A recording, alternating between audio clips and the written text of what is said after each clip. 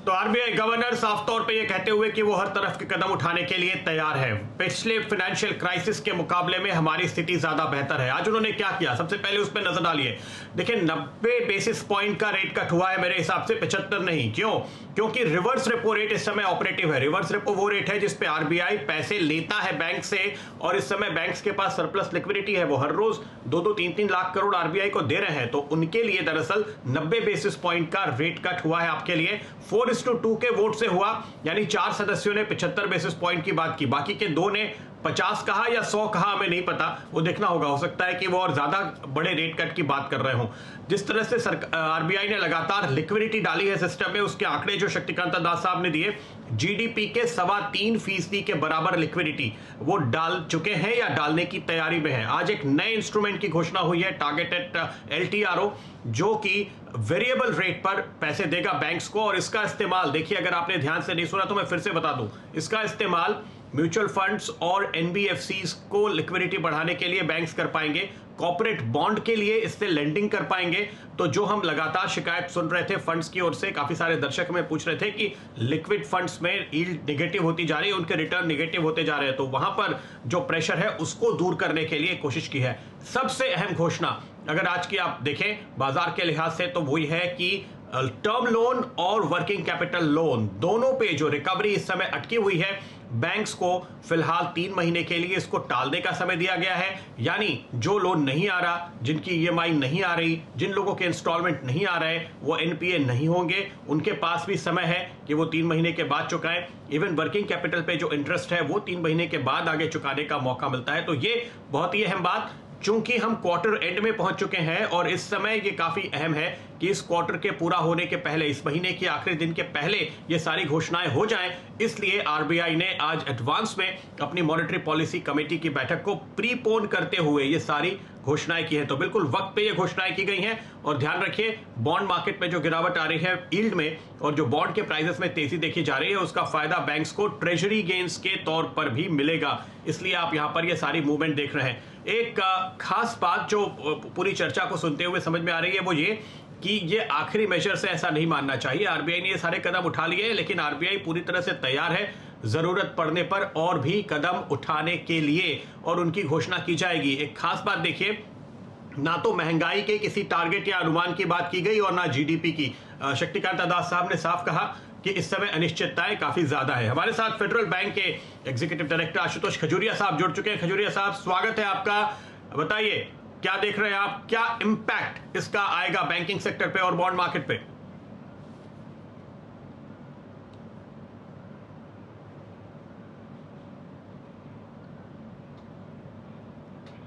खजूरिया साहब मेरी आवाज नहीं सुन पा रहे हैं, अपने दूसरे एक्सपर्ट्स के पास जाते हैं और उनकी भी राय लेते हैं। इस समय आप देखिए बाजार में आप जो रिएक्शन आज सुबह से देख रहे थे, बाजार के अनुमान को काफी हद तक पूरा किया है आरबीआई गवर्नर ने, क्योंकि बैंक्स के लिए बड़ी राहत है, बैंक्स के लिए ट्रेजरी गेन की तैयारी है, बैंक्स के एनपीएस बचते हुए नजर आएंगे और उसका इंपैक्ट आपको ओवरऑल पूरे बाजार के लिए दिखाई देगा। हम फिर से कोशिश करते हैं अपने एक्सपर्ट्स की राय लेने की, किस हद तक वो इससे बॉन्ड मार्केट को कूल ऑफ देखते हैं और कितनी बड़ी रिलीफ वो कॉर्पोरेट सेक्टर के लिए फिलहाल आते हुए देख रहे हैं। लेकिन ये सारे जो कदम उठाए गए हैं उसका इंपैक्ट आपको बहुत ही पॉजिटिव रियल इकोनॉमी पे नजर आएगा शैल जी। और लिक्विडिटी इन्फ्यूजन भी है रेट कट के साथ साथ आता हुआ।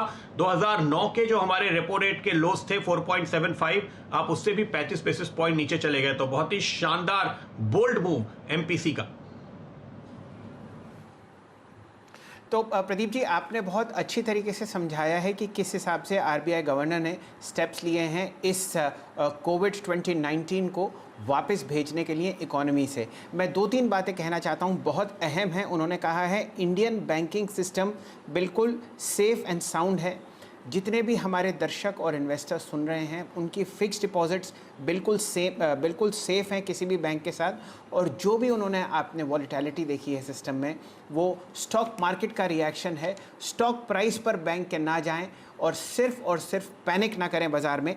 2-3 चीज़ें और उन्होंने बहुत अच्छी तरीके से समझाई हैं कि पूरा दुनिया और दुनिया के बहुत बड़े बड़े इकोनॉमिक हिस्से रिसेशन की तरफ जा रहे हैं, लेकिन वो ऑप्टिमिस्टिक हैं हमारी ग्रोथ के लिए। उन्होंने 2 पॉइंट्स किए, fall in crude oil prices जो आपको 4 साल के लोस पे दिख रहे हैं, और फॉल इन इन्फ्लेशन।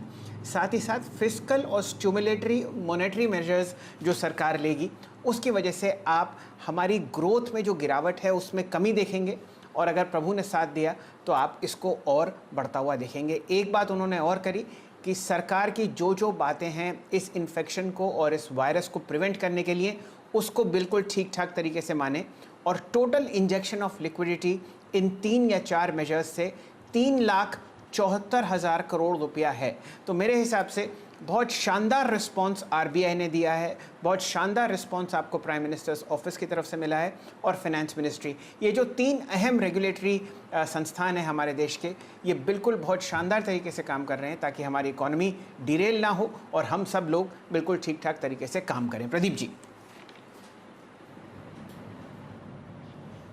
जी हाँ, तो आपको rate cut, CRR cut, liquidity और साथ ही साथ डेफरमेंट जो तमाम कदम उठाए गए हैं बैंकों को और बोरोवर्स को राहत देने के लिए, ये सारे संकेत एक साथ आपको काफी अच्छे हैं। तो उन्होंने कहा भी गवर्नर साहब ने कि अपने सारे के सारे हथियारों का इस्तेमाल हमें एक साथ करना चाहिए, तरकश के सारे तीर चलाने का वक्त आ गया है। ये बहुत ही रीएश्योरिंग दिखाई दिया। तो कुछ दिन पहले तक जो हमारे लोग कह रहे थे कि भाई फेड ने इतना एग्रेसिव मूव लिया तो आप क्यों पीछे हैं, लेकिन आज देखिए दरअसल शक्तिकांत दास साहब अहेड ऑफ द कर्व फिर चले गए हैं और शायद दूसरे तमाम सेंट्रल बैंक्स के मुकाबले में उन्होंने बहुत ही शक्तिशाली घोषणाएं आज के दिन की हैं। बाजार ने काफी हद तक इनको डिस्काउंट कर लिया था और कुछ हम आगे डिस्काउंट करते हुए नजर आएंगे। ध्यान रखिए ये जो पूरी तेजी बाजार में आई है, कल तो काफी हद तक चर्चाएं थी कि कल शाम ही कोई घोषणा हो जाएगी, तो बाजार बहुत एग्रेसिवली इन सारी बातों को डिस्काउंट करते हुए चल रहा था। बॉन्ड मार्केट में भी और शेयर मार्केट में भी बहुत सारे एक्सपर्ट्स हमारे साथ जुड़ने वाले हैं। डायरेक्टर साहब कृपया एक एक करके आप उनके साथ संपर्क स्थापित करना शुरू करें। अर्थशास्त्रियों का क्या कहना है, बॉन्ड मार्केट का क्या कहना है, बैंकर्स का क्या कहना है, ये हम आपको बताते हैं। ये कदम बहुत ही जबरदस्त है जो इस समय आज आप आते हुए देख रहे हैं आरबीआई की ओर से, और इसका जो इम्पैक्ट है अलग अलग एक्सपर्ट के नजरिए से वो हम आपको समझाने की कोशिश करेंगे। ये बहुत ही सटीक तौर पे उठाए गए कदम है। ध्यान रखिए जो बैंकों के नतीजे पर इस साल की चूंकि अकाउंट क्लोजिंग का वक्त हमारे सामने है, बहुत ही बड़ी रिलीफ होगी क्योंकि आपको बिल्कुल एनपीएस का डर वहां पे आता हुआ दिखाई नहीं देगा। दूसरी ओर अगले कुछ दिनों में जो बॉन्ड डील्स थोड़ी सी बढ़ने लगी थी वो तेजी से कम होती हुई नजर आएंगी, तो इन सारे बैंकों को ट्रेजरी गेन्स होते हुए नजर आएंगे। 25,000 करोड़ रुपए जो आज ही दिए जाएंगे बैंक्स को टीएलटीआरओ के जरिए, और सीआरआर कट जो कल से इफेक्टिव हो जाएगा, उसके चलते जो पूरी लिक्विडिटी फ्री हो रही है उसके चलते भी आप शॉर्ट टर्म के बॉन्ड डील्स कम होते हुए देखेंगे, जो बड़ी राहत होगी तमाम कंपनियों के लिए। शैल जी। जी प्रदीप जी, मैं आपसे 2-3 बेसिक क्वेश्चंस पूछता हूं ताकि हमारे दर्शक और निवेशक जो हैं वो ठीक से समझें कि आरबीआई पॉलिसी में क्या क्या फेरबदल हुआ है। अब आप ये बताइए, auctions of long term repo जो 3 साल के टेनोर पे हैं, लगभग 1 लाख करोड़ रुपए इंजेक्ट होंगे सिस्टम में। इससे क्या फ़र्क पड़ता है फिलहाल इकोनॉमी में, क्योंकि आप देखिए लिक्विडिटी तो सिस्टम में ऑलरेडी है, इस कदम से क्या फ़र्क पड़ेगा? जी हाँ, देखिए ये जो लिक्विडिटी आपको और सिस्टम में आती हुई नजर आएगी, इसके चलते एक ट्रिकल डाउन इफेक्ट आप देखेंगे शॉर्ट टर्म यील्ड पे, जो कि कॉर्पोरेट बॉन्ड मार्केट में देखा जा रहा था। हम लोग आमतौर पे सरकारी यील्ड देखते हैं, लेकिन अगर आप किसी भी डेट फंड मैनेजर से बात करें, कल से मैंने कुछ एक्सपर्ट से बात की, उनका ये कहना है कि यहाँ तक स्थिति है कि 3 महीने का पेपर कल एक बड़ी एनबीएफसी ने जारी किया, 250 करोड़ रुपए उठाए, सिर्फ 250 करोड़ रुपए मैं कहूंगा बड़ी बुक्स को देखते हुए, और उनको डबल डिजिट में इंटरेस्ट पे करना पड़ा। तो ये जो रेट काफी ज्यादा बढ़ गए हैं, जब इतनी तेजी से इतनी सारी लिक्विडिटी आपके सामने आएगी तो उसका एक ट्रिकल डाउन आपको देखने को मिलेगा और इन बोरोवर्स के रेट भी कम होते हुए नजर आएंगे। तो ये एक राहत की, रिलीफ की बात होगी इस पूरे सेगमेंट के लिए। शैल जी, उसको ध्यान में रखते हुए ये कदम उठाए गए हैं। और देखिए आज टारगेटेड तौर पे ये कहा गया है कि ये जो एलटीआरओ से पैसे आएंगे, इसका इस्तेमाल आप एनबीएफसीज और म्यूचुअल फंड्स को रिलीफ के लिए करें, तो ये एक बड़ी अच्छी बात है। स्वागत भट्टाचार्य साहब हमारे साथ जुड़े हैं, एक्सिस बैंक के चीफ इकोनॉमिस्ट। मिस्टर भट्टाचार्य, क्या कहते हैं आप? फायरिंग ऑल सिलेंडर्स, तरकश में जितने तीर थे एक साथ शक्तिकांता दास साहब ने चलाए और ये कहा कि अभी भी और बाकी हैं, जरूरत होगी तो और चलाएंगे।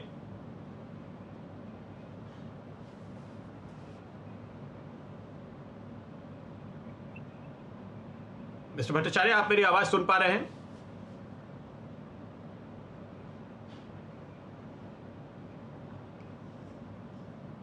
नहीं, मुझे लगता है कि आज फिलहाल टेलीकॉम नेटवर्क हमारा साथ नहीं दे रहे हैं शैल जी, लेकिन जो आप कह रहे थे ये बहुत ही अच्छी रिलीफ फिलहाल देखने को मिल रही है सभी बोरोवर्स के लिए। जी प्रदीप जी, 2-3 और प्रश्न का जवाब दीजिए। ये जो लोन डेफरमेंट हुआ है और जो वर्किंग कैपिटल इंटरेस्ट पर 3 महीने की मोहलत दी गई है, इससे कम से कम आपको बैंक्स पर बहुत आराम आता हुआ दिखेगा, क्योंकि सबसे पहले तो यही परेशानी थी कि अगर पेमेंट्स नहीं हो पाते लोन्स के तो फिर ये एनपीए क्लासिफिकेशन में जाएंगे। इससे क्या फ़र्क पड़ेगा? तो ये दोनों तरीके से चल जी अच्छी बात है। एक तरफ बोरोवर्स के लिए राहत की बात है और दूसरी तरफ जो बैंक्स हैं उनके लिए राहत की बात है। बैंक्स में इन एनी केस बहुत सारे बोरोवर्स पैसे देने की स्थिति में नहीं है, तो ये डिफॉल्ट होने ही वाले थे, अब ये रुक जाएंगे।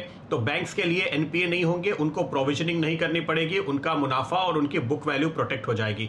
दूसरी तरफ अगर आप कॉर्पोरेट के नजरिए से देखें, और हम ये लगातार बात कर रहे थे, कुछ एक रेटिंग एजेंसीज की तरफ से भी ये कहा जा रहा था कि अगर ये डिफरमेंट होता है तो क्या हमको इनको डिफॉल्ट फिर भी कहना पड़ेगा, क्या हमको रेटिंग फिर भी घटानी पड़ेगी। लेकिन देखिए, आरबीआई गवर्नर साहब ने बहुत ही साफ शब्दों में कहा है कि ये डिफॉल्ट नहीं माना जाएगा। यानी अगर आपने पैसे नहीं दिए अगले 3 महीने तो कोई रेटिंग एजेंसी आपकी रेटिंग नहीं घटाएगी। ये बात साफ तौर पे नजर आ रही है। मैं उम्मीद करता हूं कि रेटिंग एजेंसीज जल्द ही इस पर एक साफ कमेंट देकर के स्थिति को और भी साफ कर देंगी। स्वागत भट्टाचार्य साहब हमारे साथ जुड़ चुके हैं मेरे ख्याल से। मिस्टर भट्टाचार्य, क्या आप मेरी आवाज सुन पा रहे हैं? सुन रहे हैं। हाँ, साफ है।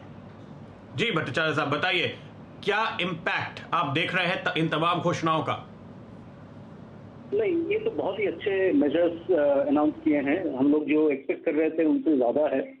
तो पहले 2 चीज जो अभी जो मेरे दूसरे वक्ता जो कह रहे थे कि पहला चीज था कि इस क्वार्टर की जो Q4 क्वार्टर की जितनी स्ट्रेस है, क्योंकि अभी मैक्सिमम स्ट्रेस अभी ये क्वार्टर पे आई है, तो पहला चीज है कि कॉर्पोरेट्स और बैंक्स के लिए जितना ये क्वार्टर पे रिपोर्ट करना था वो इफेक्टिवली तो जून क्वार्टर तक के पोस्टपोन कर दिए हैं।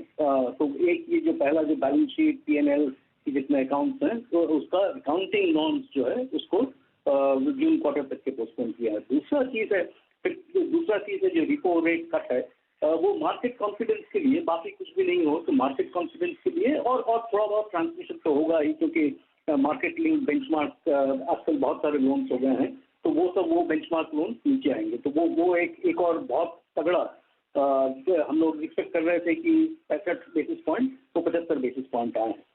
सबसे ज्यादा इम्पोर्टेंट है कि लेंडिंग खाली बैंक लोन नहीं, जितने कमर्शियल पेपर है, कॉर्पोरेट बॉन्ड्स है, और वो खाली इन्वेस्टमेंट ग्रेड ही नहीं, मतलब जिसमें अच्छे अच्छे नाम कॉर्पोरेट बॉन्ड्स के बहुत हाई स्प्रेड्स पे ट्रेड हो रहे थे।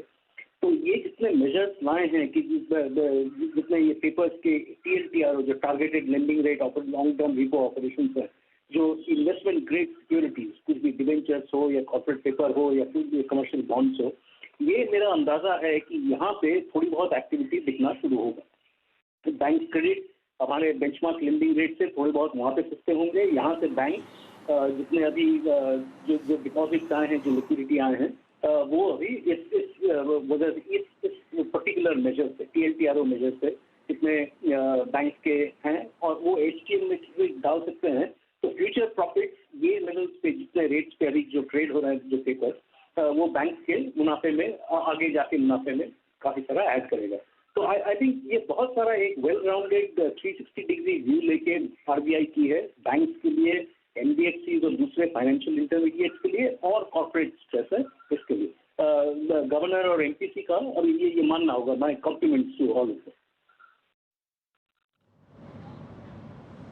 बिल्कुल, तो उम्मीद से बेहतर आप कह रहे हैं स्वागत भट्टाचार्य जी, आपके लिए घोषणाएं आई हैं। अतुल जोशी साहब हमारे साथ जुड़े हैं, लेकिन एक नजर जल्दी से आप बाजार पे डालिए। और शैल जी, देखिए इंडिया विक्स पे आपने निचले स्तरों से एक बहुत शार्प मूव देखा और उसके साथ साथ आपको एक कूल ऑफ देखने को मिला है इंडाइसिस में, क्योंकि कल और आज सुबह हमने काफी हद तक काफी सारी अच्छी खबरों को पचाया, जिसके चलते आप एक नेचुरल आप कह सकते हैं कि इस समय मुनाफा वसूली का ट्रेंड देख रहे हैं। तो इस पे नजर रहेगी हमारी बाजार की कि फिर से आप इन सारी खबरों को अब धीरे धीरे डाइजेस्ट करेंगे और उसके बाद बाजार कहीं एक बेस बनाने की कोशिश करेगा। तो एक कूल ऑफ तो आप देख रहे हैं, लेकिन मेरी नजर तो इंडिया विक्स पे ही होगी, क्योंकि करीबन 65 के आसपास के हमने लोस देखे थे, वहां से ये अब 70-71 की जोन में आता हुआ इस समय नजर आ रहा है। शैल जी,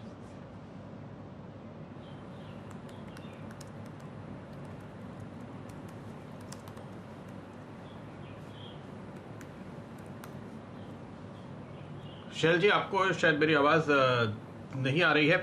इस पर नज़र रखते हैं और फिलहाल अतुल जोशी साहब हमारे साथ जुड़ चुके हैं। जोशी साहब, स्वागत है आपका। क्या लगता है आपको? उम्मीद से बहुत ही बेहतर। कई सारे तीर एक साथ उन्होंने चलाए और गवर्नर साहब ने ये कहा कि वो अपने सारे ऑप्शन, सारे हथियारों का एक साथ इस्तेमाल करने के लिए तैयार है, आगे और करते रहेंगे। कैसे देखेंगे आप? आपने जो कहा वो मैं संपूर्ण तरीके से मानता हूं कि दुनिया की सारी सेंट्रल बैंकों से एक कदम आगे चले गए हैं हम। तो ये बहुत ही आइडियलिस्टिक और सारे एक्सपेक्टेशंस को संपूर्ण करती हुई पॉलिसी में मानूंगा और 100% सेटिस्फैक्शन है मुझे।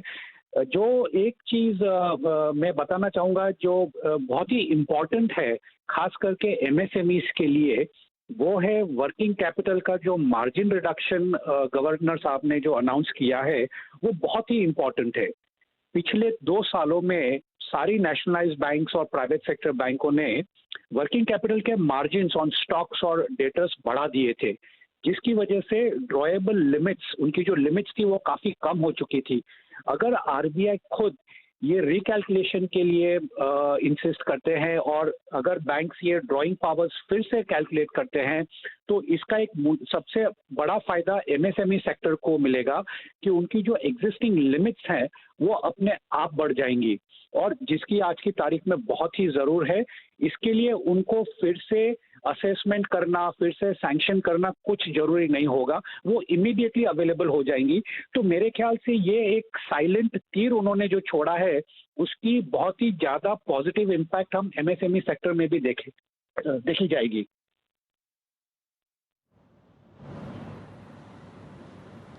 बिल्कुल, तो ये आप बहुत ही अहम बात कह रहे हैं कि वर्किंग कैपिटल वाली जो घोषणा की गई है उसको आप देखिए ऑपरेशनली काफी ज्यादा महत्वपूर्ण है। छोटी बड़ी सभी कंपनियों को इसका फायदा होता हुआ नजर आएगा, लेकिन छोटी कंपनियों के लिए ये ज्यादा क्रिटिकल है क्योंकि उनके कैश फ्लो पे ज्यादा दबाव था। तो सरकार के जो कदम थे उनको साफ तौर पे कॉम्प्लीमेंट करते हुए आरबीआई ने आज ये कदम उठाए हैं।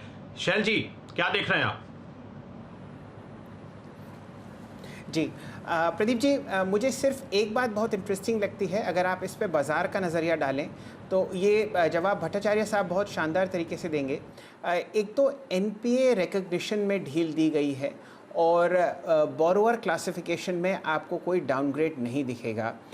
जिस तरीके की हमने सेंटिमेंट टूटता हुआ देखा है बैंकिंग स्पेस में, भट्टाचार्य साहब आपको क्या लगता है वो वापस आएगा इन्वेस्टर्स के थ्रू और ख़ासकर लॉन्ग टर्म जो पैसा लगाते हैं हमारे देश में फॉरेन इंस्टीट्यूशनल इन्वेस्टर्स? जी, ये तो होगा ही।